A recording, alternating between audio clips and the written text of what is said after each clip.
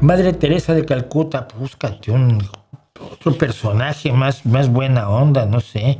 Ted Bundy, no, tampoco estás más o menos al nivel. No sé, cualquier otra persona. Ponte Jimi Hendrix. Es que Teresa de Calcuta es uno de los seres más despreciables que yo recuerdo en la historia. Para usted, ¿qué autor vivo merece el Nobel de Literatura Stephen King? ¿Stephen King? O J.K. Rowling.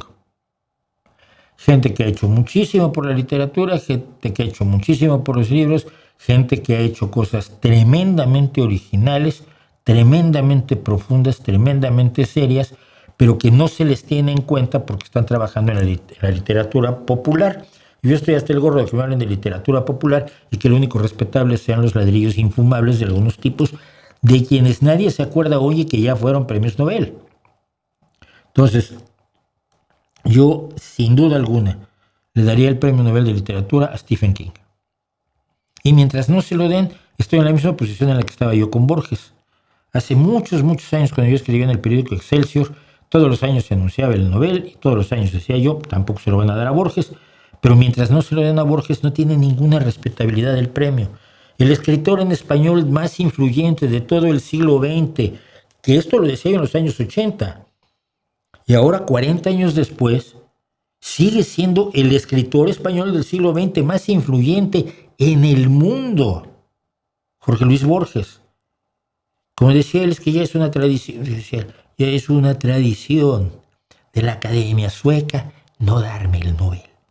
Pues sí, efectivamente, pero en la medida en que no se lo dan a Borges, yo creo que no tiene ninguna respetabilidad, ni tiene ninguna respetabilidad el Nobel de Literatura. Si se lo dan a Stephen King, cambiaré de opinión. Si King escribe siempre el mismo libro con el mismo... No es cierto, tú no has leído a King, ¿verdad? Si me encuentras una sola similitud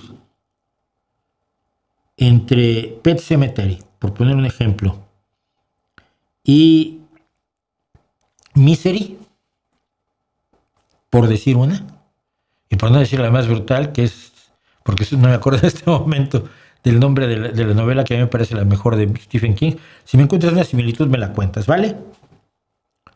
Si alguien tiene capacidad de escribir libros totalmente distintos, y lo demuestra cuando hace los libros de Richard Bachman, es Stephen King.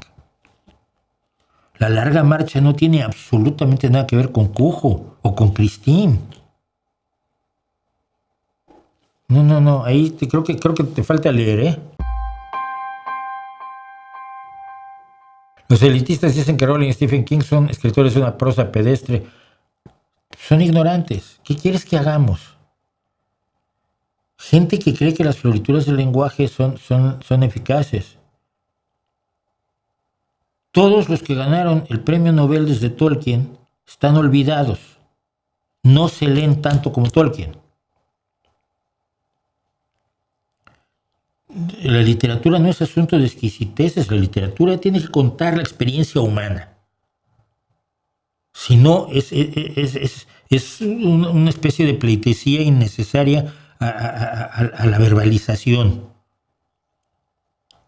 Tiene que contar la experiencia humana que cuenta Tolkien, la experiencia humana que cuenta la ciencia ficción, la experiencia humana que cuenta Stephen King, la experiencia humana tan compleja en los distintos rejuegos de personajes, tanto infantiles como adultos, en la obra de J.K. Rowling, es enriquecedora para quien la lee.